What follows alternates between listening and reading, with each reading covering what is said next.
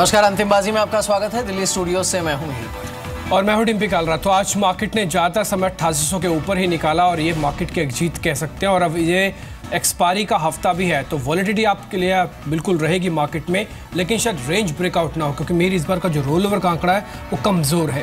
वो इस तरह से कमज़ोर है कि आपको पूरे आंकड़े ही नहीं मिल पा रहे हैं अभी तक। अगर आप निफ्टी का रोवर एक बार पहले आउटलुक देखिए, उसके बाद आपको डाटा भी डेरिवेटिव्स का दिखा देते हैं ताकि आपको समझने में काफ़ी आसानी हो जाएगी बाजार के अंदर एक्चुअली इस समय क्या हो रहा है। एक्सपायरी के हफ्ते में निफ्टी ने ज़्यादातर समय 8820 के ऊपर निकाला। It's a good sign. यही साइन था जो आज बाजार को निफ्टी के दिन के उच्चतम स्तरों पर ले आया, क्योंकि मार्केट में यहाँ पे टर्न अराउंड यानी कि हाथ बदला था। तो इसलिए हाथ बदले तो उसके बाद ये स्ट्रॉन्ग हैंड्स पे गया मार्केट, और इसलिए मार्च कॉन्ट्रैक्ट के अंदर हमने देखा कि काफ़ी अच्छी बाइंग देखने को मिल रही है। कॉल पुट अभी भी सबसे ज़्यादा 8800 पे ही एक्टिव है। ये मार्च कॉन्ट्रैक्ट का हमने निकाला क्योंकि परसों तो डेरिवेटिव एक्सपायरी है, इसलिए मार्च के हिसाब से आप ये देखें। इंडिया विक्स में जो 1.5% से ज़्यादा की मजबूती है वो भी यही कह रही है कि मार्केट के अंदर वॉलेटिलिटी रहेगी, लेकिन रेंज ब्रेकआउट शायद नहीं मिलेगा। कम से कम 5% का हमको विक्स चाहिए था किसी न किसी रेंज ब्रेकआउट के लिए, जो कि नहीं है। मेटल शेयरों में ज़ोरदार शॉर्ट कवरिंग है। आज मेटल्स ने ही बाजार को 8820 की रेंज के ऊपर पार किया है। इसके अलावा अगर आप अंबुजा सीमेंट के जो नंबर्स आएंगे इस पे भी ध्यान रखना होगा। फिलहाल तो हल्की बढ़त इसमें देखने को मिल रही है। डेरिवेटिव का डाटा भी आपके सामने आएगा।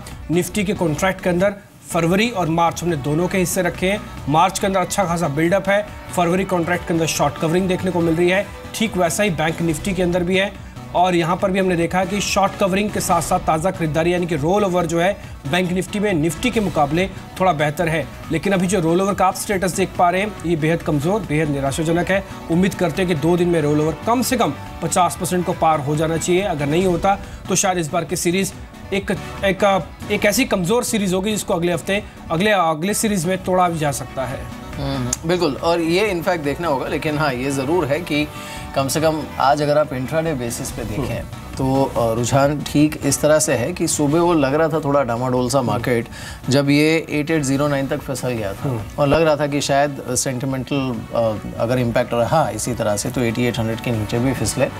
लेकिन फॉर द टाइम बीइंग चलिए 8862 पर अब आखिरी 1-2 घंटा है वो ऑब्वियसली थोड़ा अहम होगा। एक बार देख लेते हैं कि आज इस समय टर्नओवर क्या हुआ है और क्या क्यूज इससे बन रहे हैं मार्केट के लिए, क्योंकि जो रिकवरी हुई है उसमें थोड़ा बहुत सपोर्ट टर्नओवर से मिला है। देखिए ऑलमोस्ट 4 लाख करोड़ का टर्नओवर हो चुका है। ऊपर से ये हफ्ता छोटा भी है और उसी में एक्सपायरी हो रही है, तो डेफिनेटली एक्शन उस लिहाज से मार्केट में बना रहेगा।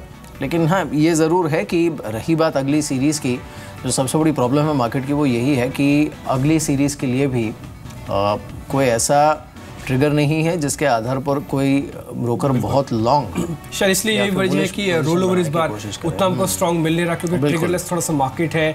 और इस बीच हमने कुछ एक ऐसे शेयर्स भी आपके सामने रख देते हैं जहाँ पे इस बार रोल ओवर फिर भी थोड़ा सा स्ट्रॉन्ग है और थोड़ा सा कमज़ोर रोल ओवर वाले शेयर्स भी आपके सामने आएंगे। सन टीवी में इस बार रोल ओवर काफ़ी कमज़ोर है। ग्रीव्स को कॉटन माफ कीजिए क्रम्पटन ग्रीव्स के अंदर रोल ओवर इस बार थोड़ा सा ठीक ठाक है। या आप रोल ओवर के आंकड़े देख पा रहे हैं, अलग अलग स्टॉक्स के हैं। आप सीरीज समझेंगे, इन पर्टिकुलर शेयर्स पर हम चर्चा करेंगे जिनमें ज़्यादा और कम रोल ओवर है। जैसे कैडिला रोल ओवर बेहद कमज़ोर, 15% रोल ओवर भी अब तक नहीं देखने को मिला। ये डाटा आपकी स्क्रीन पर चलता रहेगा। 2 मेहमान हमारे साथ जुड़ चुके हैं।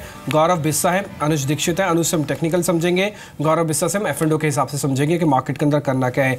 पहले अनुज से राय। अनुज, आज 8820 होल्ड किया, बाजार चला, उसके बाद अब दिन के उच्चतम स्तरों पर है।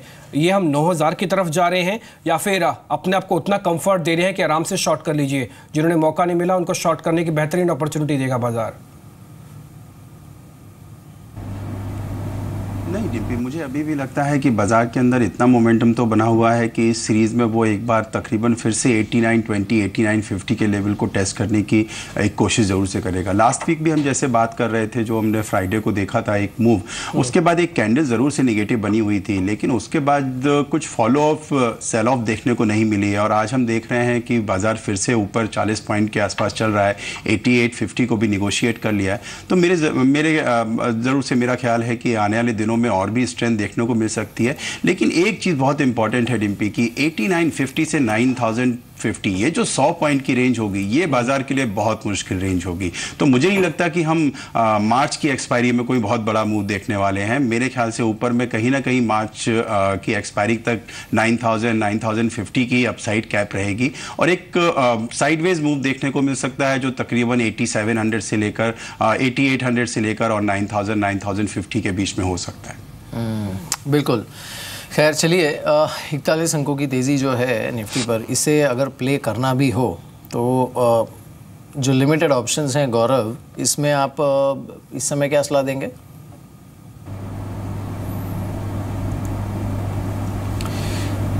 देखिए अभी भी जैसा भी आपने डिस्कस किया, ये काफ़ी अच्छा एक ब्रेकआउट है, सस्टेन हो रहा है। आप अगर पुट ऑप्शन देखेंगे 8800 के पुट ऑप्शन में सबसे अधिक मात्रा में कंसंट्रेशन है, तो थोड़ी भी अगर डिप आती तो मुझे लगता है 8900 का कॉल ऑप्शन बाय करना एक्सपायरी के लिए काफ़ी एक अच्छी स्ट्रेटजी हो सकती है।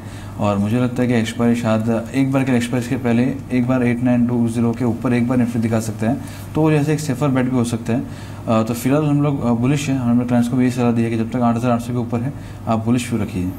ठीक है, यही बड़ी वजह है मिहिर। अगर आप 8800 का कॉल पुट का आंकड़ा देखेंगे ना मार्च सीरीज का, सबसे ज़्यादा एक्टिवनेस इसी में ही है। आपको 9000 नहीं दिखेगा। एक्चुअली ट्रेडर्स थोड़ा मन बनाना, उनको कुशन भी मिल रहा है ना वॉल्यूम ट्रेड करने का। अगर आप 8000 की कॉल पुट का ही मैं सिर्फ एक बार आपको बताऊं 8800 की कॉल पुट का डाटा, तो यहाँ पे 99 रुपये का प्रीमियम है और जो 190 रुपये का प्रीमियम कॉल का है।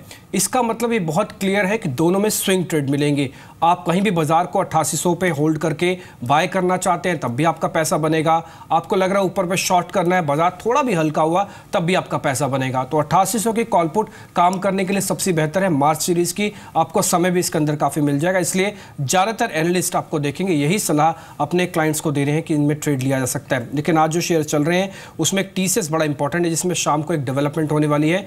एक आज बोर्ड की बैठक जिसमें प्राइसिंग आ जाएगा कि बायबैक किस रेट पे हो रहा है। इससे पहले TCS चल रहा है। अनुज, TCS में हम कैरी कर जा सकते हैं पोजीशन? 2450 तो हो चुका है। मार्केट में रूमर है कि 2500 तक का बायबैक आ जाएगा। जी डिम्पी, अभी भी TCS में देखेंगे तो वो अपने 200 डेज मूविंग एवरेज के उसने ब्रेकआउट दिया और पिछले 2 दिनों में जो भी सेल ऑफ देखने को मिली फ्राइडे को, उसके बाद भी उसने अपने 200 डेज मूविंग एवरेज के आसपास ही क्लोजिंग दी थी और आज फिर से एक अप ट्रेंड देखने को मिल रहा है। तो मेरे ख्याल से ज़रूर से TCS में या IT सेक्टर में एक शॉर्ट टर्म अप मूव मिल सकता है। और जैसे हम बाजार की भी बात कर रहे थे कि एक्सपायरी से पहले बाजार एक बार कोशिश कर सकता है 8950 तक खींचने की, तो मेरे ख्याल से ज़रूर से IT शेयर्स में ये मूव दिख सकता है और TCS में स्ट्रेंथ देखने को मिलती है। 2400 से नीचे के जो लेवल हैं वो काफ़ी इंपॉर्टेंट, 2380 2400 की जो रेंज है वो एक इंपॉर्टेंट सपोर्ट बन गया है। मोमेंटम के लिए ज़रूरी है कि एक बार 2480 के लेवल क्रॉस करें। अगर वो क्रॉस होते हैं तो मेरे ख्याल से TCS में आपको कम से कम 5 से लेकर 7% की अपसाइड देखने को मिल सकती है और तकरीबन 2620 तक के लेवल भी देखने को मिल सकते हैं। क्योंकि TCS का एक अहम मुद्दा भी चल रहा है, उस पर के मिस्त्री ने क्या बोला, ये उनको भी सुन लेते हैं। My sense, and I've known Chandra for many years, is he's an extraordinarily competent individual. He's an extraordinarily hardworking individual. I'm sure he will be the right person for the company in this current circumstances. He has been with TCS for years and years, and therefore is known to everyone within the Tata Group. So my sense is that as he takes over, he will have initial some challenges, but I think he's so competent that I'm sure he'll be able to overcome all challenges and crises.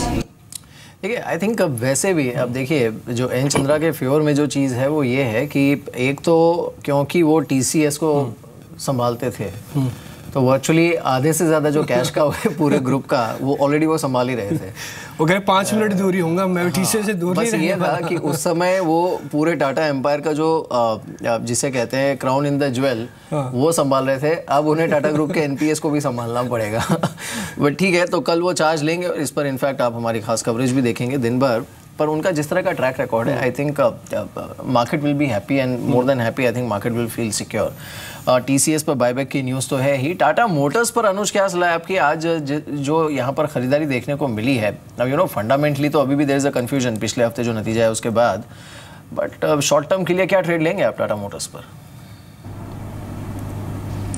देखिए last week में काफ़ी ज़्यादा weakness देखने को मिली थी। 500 के level से 400, 430, 440 के लेवल 2 दिन के अंदर आए थे। तो किसी भी भारी स्टॉक में, इतने बड़े स्टॉक में इस तरीके की सेल ऑफ के बाद थोड़ा सा एक अपवर्ड मोमेंटम ज़रूर से देखने को मिलता है। तो टाटा मोटर्स भी अभी वैसा ही मूव दिखा रहा है। अगर उसमें देखें तो ऊपर में तकरीबन 465, 470 की जो रेंज है वो एक इनिशियल रेजिस्टेंस बनती है, क्योंकि काफ़ी बड़ा एक गैप एरिया है। जब तक वो फिल नहीं होता तब तक टेक्निकली हमें यही लगता है कि इस गैप एरिया को फिल करने के लिए आ रहा है। तो मोमेंटम के लिए ज़रूरी है कि 470 के ऊपर जाना चालू करे। शॉर्ट टर्म में ज़रूर से एक स्ट्रेंथ दिखती है। लॉन्ग पोजीशन के लिए अगर कोई ट्रेडर चाहे तो 453 से नीचे के स्टॉप लॉसेस मेंटेन कर सकते हैं। अपसाइड में जैसा मैंने अभी भी कहा कि ऊपर की अपसाइड तकरीबन 468 से लेकर 470 तक कैप्ड है। ठीक है।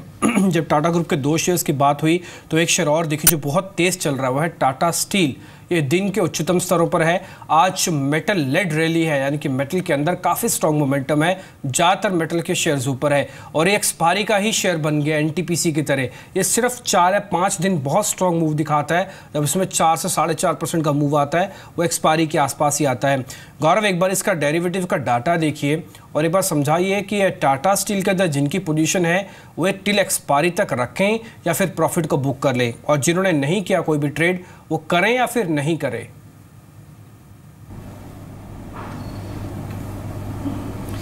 ये लेवल्स पे एंट्री मुझे नहीं लगता उतनी ज़्यादा लुक्रेटिव रहेगी। अगर आप देखेंगे 470 480 के बीच में काफ़ी एक शॉर्ट पोजीशंस बन रही थी। अगर आप ऑप्शन भी देखेंगे तो 480 के ऑप्शन में अच्छी खासी राइटिंग थी और आज अभी उसके ऊपर क्लोजिंग आ रही है। तो वो एक पॉजिटिव साइन है कि यहाँ से आपको एक शॉर्ट टर्म सपोर्ट आपको 40 की तरफ देखने मिल सकता है। रिस्क रिवॉर्ड फेवरेबल नहीं है, तो अगर डिप अगर आता है तब अगर आप बाय करते हैं तो मेरे हिसाब से आपको उसमें ज़्यादा लुक्रेटिव ट्रेड मिलेंगे। और अगर किसी को मोमेंटम प्ले के लिए खेलना है तो मुझे लगता है 490 के ऊपर, जहाँ पे अभी हाईएस्ट कॉन्सेंट्रेशन प्लेस्ड है यहाँ पे, तो वो आप एक बार उसके ऊपर बाय कर सकते हैं 490 के ऊपर ऑप्शन के जरिए। 500 कॉल ऑप्शन लीजिए, लेकिन फ्यूचर्स यहाँ पे मैं नहीं सलाह दूंगा। डिप का इंतजार ज़रूर कर सकते हैं लेकिन यहाँ पे नहीं। ठीक है।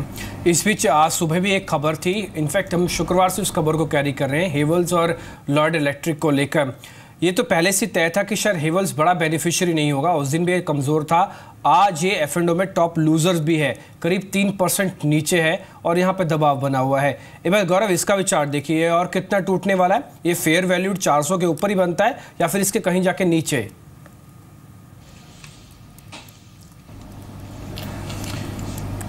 देखिए हेवल्स में काफ़ी एग्रेसिव लॉन्ग पोजीशंस बने थे और ये नीचे आ ही नहीं रहा था, लेकिन यहाँ पे अनवाइंडिंग है। आज एंड ऑफ डे मालूम पड़ेगा इसमें एग्रेसिव शॉर्ट्स हुए नहीं हुए। मुझे लगता है यहाँ पे मैं फिर भी शॉर्ट की सलाह नहीं दूंगा मैं, क्योंकि 410 के करीब एक अच्छा सपोर्ट लेवल है। 410 के नीचे अगर ट्रेड करता था आप इसको 1-1.25% के स्टॉप लॉस से बेच सकते हैं। इमीडिएट टारगेट जो होंगे वो 395 के होंगे, वो अगर टूटता तो आपको फिर एक नीचे लुढ़कता तो देखने में मिलता है 380 की तरफ। तो इसमें काफ़ी मोमेंटम था, तो अनवाइंडिंग के प्रेशर से ही ये काफ़ी गिर सकता है। थोड़ा नीचे अगर आता है तो आप उसको सेल कर सकते हैं। इस बीच हमने हेवल्स के मैनेजमेंट से बातचीत की थी, आइए सुन लेते हैं उन्होंने क्या कहा था। की बैलेंस शीट काफ़ी देर से हेल्दी बैलेंस शीट रही है। पिछले कई सालों से we have been a debt free organisation and also have been a cash rich company.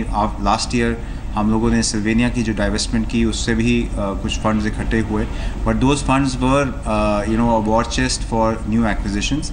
So obviously this fund will be utilised for this acquisition. It will be done through mix of cash internal accruals as well as some debt, maybe 500 to 700 crores of debt, but that is just to maintain a healthy level of cash on the balance sheet.